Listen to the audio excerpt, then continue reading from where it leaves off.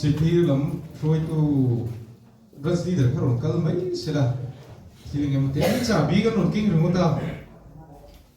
tiền khoa này rồi chút hết chả biết cái bị lên đỉnh thằng chính à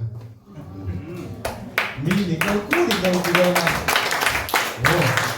mình thì câu cua thì câu cua là rất số bị tiền đi khát giật khát tết đấy khát tết thì cổ trộm là câu cua thì câu cua không bị lên đỉnh đâu đấy cái rồi thuộc về không à sao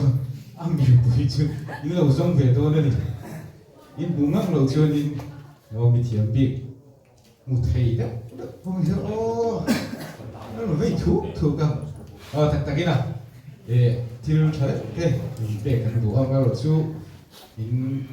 mà mổ ăn khác cả chúng ta đồ vợ vào chú mà mổ đồ thật thi đồ vợ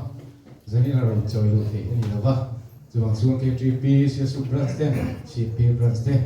ngày suy na bookshelf các cái đồ chú à rồi đồ đem chia đồ trả bị hi in hàng mấy đồ nữa đi Hãy